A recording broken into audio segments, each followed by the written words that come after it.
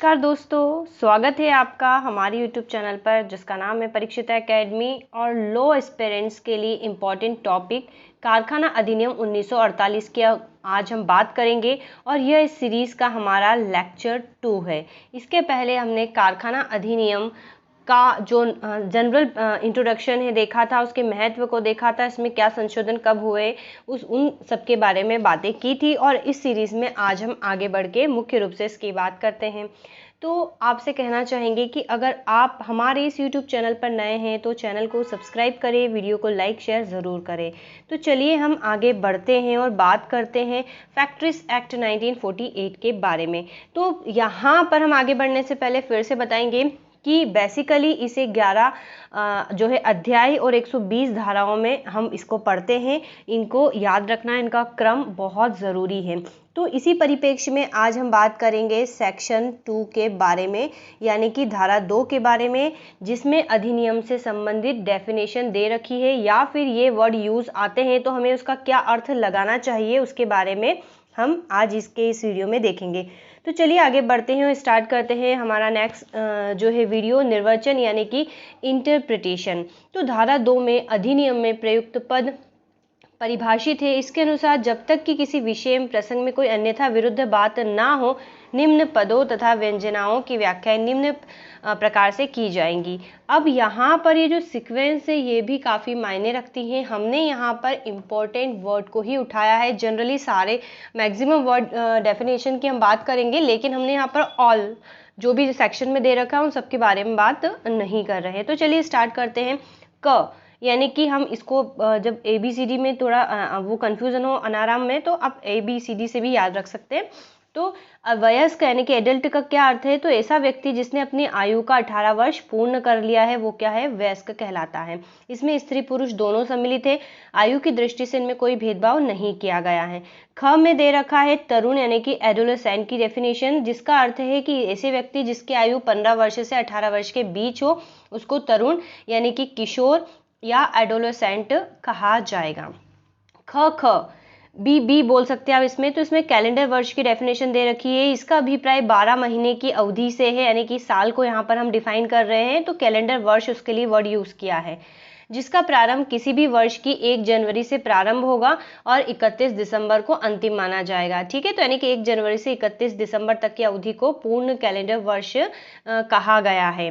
सी में बात की गई है बालक यानी कि चाइल्ड की। तो ऐसा व्यक्ति जिसने अपनी आयु का 15 वर्ष पूरा नहीं किया है, या फिर सिंपल सी बात है 15 वर्ष से कम उम्र के बच्चे जो हैं बालक की कैटेगरी में आएंगे। अब CA यहाँ पर में डेफिनेशन दे रखी है सक्षम व्यक्ति की। सक्षम व्यक्ति मतलब ऐसे तात्पर्य ऐसे व्यक्ति या संस्था से है। ठीक है, यहाँ पर ये व्यक्ति या फिर संस्था को डिनोट कर रही है जिसने अपनी जो मुख्य निरीक्षक द्वारा मान्यता प्राप्त है और कारखाने में किए जाने वाले जांच कार्य हेतु मान्यता प्रदान करने के लिए ऐसे व्यक्तियों की अर्हताओं, अनुभव तथा उसके नियंत्रण में उपलब्ध सुविधाओं को ध्यान में रखा जाना चाहिए। ऐसी संस्था में नियुक्त किए गए व्यक्तियों की अर्हता, अनुभव से संबंधित सुविधाओं का ध्यान रखा जाना चाहिए। तो कारखानों की ऐसी जांच, परीक्षण एवं निरीक्षण की क्रियान्वित करने के लिए एक से अधिक व्यक्ति अथवा संस्थाओं को सक्षम व्यक्ति के रूप में मान्यता प्रदान की जा सकती है। ठीक है, यानी कि कारखानों की जांच, परीक्षण और निरीक्षण को जो भी क्रियान्वित करेगा उसको हम क्या नाम दिए रहे हैं? सक्षम व्यक्ति। तो ये एक या फिर एक ग्रुप यानी कि संस्था के रूप में हो सकता है। ठीक है, तो यहाँ पर इसकी डेफिनेशन है। CB में डेफिनेशन दे रखी है परिसंकट में प्रक्रिया के बारे में। परि में संकट में प्रक्रिया की बात हम अगर करें तो इसका तात्पर्य ऐसी प्रक्रिया अथवा कार्य से है जिसका विवरण प्रथम अनुसूची में दे रखा है। ठीक है, यहाँ पर कुछ प्रथम अनुसूची में जो है प्रक्रिया उल्लेखित है जिसके आधार पर उसको संकट में कहा गया है। ठीक है, तो प्रथम अनुसूची की बात हम फिर कभी और करेंगे। याद रखना कि प्रथम अनुसूची में दिया गया है। जहां तक की विशेष सावधानी न रखी जाए उसमें प्रवेश किए गए कच्चे माल अथवा मध्यवर्ती अथवा तैयार माल, उत्पादन सामग्री अथवा प्रवाहित धारा जो कि कार्य करने वाले लोगों के स्वास्थ्य को क्षति पहुंचाती है या अथवा उससे संबंध रखती है या फिर परिणाम स्वरूप साधारण पर्यावरण प्रदूषित करती है। ठीक है, तो वो जो है परिसंक्रमण प्रक्रिया कहलाएगी। और राज्य सरकार शासकीय राजपत्र में अधिसूचना द्वारा प्रथम अनुसूची में वर्णित किसी भी कारखाने को बढ़ाने, घटाने अथवा अपने कम करने के लिए संशोधन कर सकती है। ठीक है, तो यहाँ पर परिमेय संकट में जो प्रक्रिया है वो प्रथम अनुसूची में उल्लेखित प्रक्रियाओं से सीधा संबंध रखती है। तो कारखाने को बढ़ाने घटाने के लिए राज्य सरकार क्या कर सकती है, संशोधन कर सकती है। लेकिन यहाँ पर मनुष्य और पशुओं द्वारा जो पैदा की गई ऊर्जा है उसको सम्मिलित नहीं किया गया है। ठीक है, तो उसको परिसंक्रमण प्रक्रियाओं में जो है नहीं माना जाता है। चलिए अब आगे बढ़ते हैं, बात करते हैं यहाँ पर घ यानी कि डी में बात की गई है वयस्क व्यक्तियों की डेफिनेशन दे रखी है। तो ऐसा लगेगा कि शायद ये रिपीट हो गया, तो इसमें यहाँ पर ये लिखा है कि जो बालक है उसको हम क्या कहते हैं, वयस्क व्यक्ति, यानी कि सिंपल सी बात है जो 18 वर्ष से अवयस्क व्यक्ति की डेफिनेशन है यहाँ पर। ठीक है, अवयस्क व्यक्ति की डेफिनेशन है माइनर पर्सन की, तो जिसने अपनी आयु का यहाँ पर भी 15 वर्ष पूरा नहीं किया है उसको जो है अवयस्क व्यक्ति माना गया है। अब यहाँ पर ई में है दिन की डेफिनेशन दे रखी है। दिन से तात्पर्य क्या है, 24 घंटे की अवधि से, जिसका प्रारंभ कब होता है, मध्य रात्रि से होता है। मध्य रात्रि यानी कि रात के 12 बजे से जो है दिन का प्रारंभ माना गया है। कारखानों के रिस्पेक्ट में जनरली हम भी उसी से ही समझते हैं और मानते हैं। ई एफ इसमें है सप्ताह की डेफिनेशन दे रखी। सप्ताह क्या होता है, तो 7 दिनों की अवधि है। ठीक है, और ये प्रारंभ होती है शनिवार से रविवार तक। ठीक है, शनिवार को पहला दिन माना गया है, लेकिन यहाँ पर स्पेशली रूप से कहा गया है कि ये जो है और दिन को भी डिसाइड किया जा सकता है। ठीक है, मुख्य निरीक्षक उसके प्रारंभ होने का कोई दूसरा दिन भी निश्चित कर सकता है। तो ये भी कंडीशन डिपेंड करती है, नॉर्मल कंडीशन यही रहती है, लेकिन और दिन भी मुख्य निरीक्षक जो है डिसाइड कर सकता है। इसके बाद हम बढ़े आगे शक्ति पे।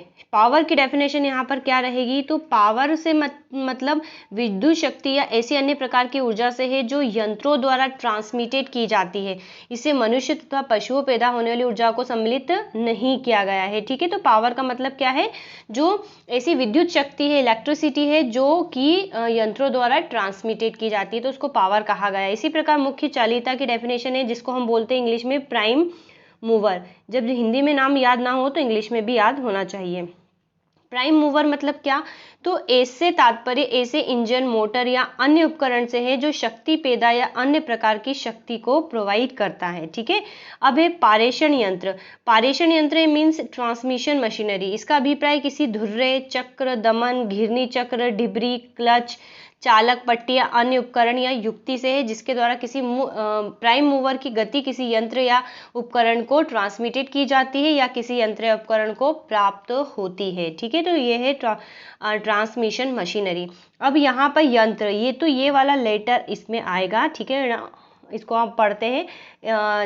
ठीक है, तो इसमें यंत्र की डेफिनेशन दे रखी जिसके अंतर्गत मुख्य चालिता पारेषण यंत्र और अन्य उपकरण सम्मिलित है जिसके द्वारा शक्ति पैदा, रूपांतरित या पारेषित की जाती है या लगाई जाती है। ठीक है, तो यहाँ पर इसकी डेफिनेशन दे रखी है। तो इतनी डेफिनेशन हमने हल्के में पढ़ी। अब हम कुछ डेफिनेशन को विस्तार से समझते हैं। तो इसमें हम आते हैं अब विनिर्माण प्रक्रिया के अंतर्गत। ठीक है, विनिर्माण प्रक्रिया क्या होती है उसको हम यहाँ पर समझेंगे। तो किसी वस्तु या पदार्थ, मतलब विनिर्माण प्रक्रिया क्या होती है, जब हम इस एक्ट को पढ़ेंगे तो बहुत जगह पे मैन्युफैक्चरिंग प्रोसेस का जो है जिक्र आएगा कि मैन्युफैक्चरिंग प्रोसेस किसको कहते हैं। तो वैसे तो किसी भी वस्तु को बनाने के लिए जो प्रक्रिया अपनाई जाती है और जहाँ पर मशीन भी इस्तेमाल हो रही है तो मैन्युफैक्चरिंग है, ज़रूरी नहीं मशीन इस्तेमाल हो, हालांकि बहुत बड़े पैमाने पर भी जो है दूसरे कारखाने होते हैं। तो विनिर्माण प्रक्रिया को यहाँ पर एक्सप्लेन किया गया है। इसके अनुसार क्या है, तो किसी वस्तु या पदार्थ के उपयोग, विक्रय, परिवहन, परिधान या डिस्पोजल की दृष्टि से उस वस्तु के विनिर्माण, परिवर्तन, मरम्मत, सजावट, पूर्णीकरण, गांठ बंधन। ठीक है, यानी कि कुछ केसेस में गांठ बांधी होती है जिसको हम बोल सकते हैं पैकिंग। यहाँ पर इसको पैकिंग बोल सकते हैं। तेल लगाने, धोने, साफ करने, तोड़ने, गिरा देने या अन्य संस्करण या करने या अनुकूलन के लिए, या तेल, जल या मल को पंप करने के लिए अन्य कोई कार्य भी इसमें सम्मिलित किया जा रहा है। ठीक है, तेल, जल या मल को पंप करने के लिए, शक्ति पैदा करने या रूपांतरण या पारेषित करने के लिए, या मुद्रण के लिए कंपोजिंग करने, अनुलिपि द्वारा मुद्रण, लिथोग्राफी, फोटो एनवरिंग या अन्य सम्यक प्रक्रिया जिलेबंदी के लिए, या पोतों या जलयानों के निर्माण, मरम्मत, पुनः फिटिंग, पुनःकरण या कोल्ड स्टोरेज में किसी वस्तु से संरक्षित तथा स्टोर करने की इसी प्रक्रिया से तात्पर्य है। हालांकि इसके कई मतलब निकलते हैं, ठीक है, हम आगे इसको समझेंगे। तो ऐसी प्रक्रिया जो है उनसे तात्पर्य क्या है, मैन्युफैक्चरिंग प्रोसेस यानी कि विनिर्माण प्रक्रिया से है। हालांकि यहाँ पर विनिर्माण प्रक्रिया कौन सी नहीं है, तो घास को मानव शक्ति द्वारा दबाकर गांठ बनाना, अनाज बीनना, वस्तुओं को छांटना, शीत भंडार में रखना या आ जाने वाली नमी को सुखाने के लिए आलूओं को धूप में सुखाने जैसी क्रिया जो है अभिनिर्माण प्रक्रिया में सम्मिलित नहीं है, ठीक है। तो ये कोल्ड स्टोरेज में मतलब जो बहुत बड़े पैमाने पर रखी जाती है, यानी कि छोटे पैमाने पर नहीं। अब यहाँ पर कुछ हमें याद रखने चाहिए कि स्टेट ऑफ मुंबई बनाम अली साहिब कासिम तंबोली ने अपने एक वाद में ये कहा है कि बीड़ी बनाना भी अभिनिर्माण प्रक्रिया में आता है, ठीक है। इसी प्रकार के new Taj Mahal cafe limited Mangalore बनाम फैक्ट्री इंस्पेक्टर के निर्णय अनुसार रेस्टोरेंट के किचन में बेचने हेतु जो खाद्य सामग्री बनाई जाती है वो भी क्या है, वो भी जो है अभिनिर्माण प्रक्रिया है। इसी प्रकार हाथरस म्यूनिसिपैलिटी बनाम यूनियन ऑफ इंडिया के वाद में जल आपूर्ति, नगर के लिए जल आपूर्ति के निमित्त जल को निकालना भी अब जो है अभिनिर्माण प्रक्रिया है। तो यहाँ पर ये अभिनिर्माण में अभी इधर से आएगा, यहाँ पर जो है इसको भी क्या माना गया है, तो अभिनिर्माण प्रक्रिया माना गया है। 3 बार स्पेशली याद रखना है। इसी प्रकार गुजरात विद्युत बोर्ड बनाम गुजरात राज्य तथा अन्य के वाद में एक वाद हमें याद रखना चाहिए, जिसमें उच्च वोल्टेज से निम्न वोल्टेज में बिजली का जो संपरिवर्तन तथा वितरण अभिनिर्माण प्रक्रिया का भाग नहीं माना गया, ठीक है। तो ये वाद भी हमें याद रखना है। इसी प्रकार बंबई उच्च न्यायालय का एक वाद भी है, जिसमें यदि कोई पंप जमीन के नीचे पेट्रोल पंप पर लगा हुआ है और शक्ति द्वारा खींचकर वाहनों में लगी टंकियों में डाल देता है तो यह प्रक्रिया अभिनिर्माण प्रक्रिया कहलाएंगी। तो ये प्रमुख वाद है, ये हमें याद रखना है, जिसमें कि अभिनिर्माण प्रक्रिया को समझाया गया है।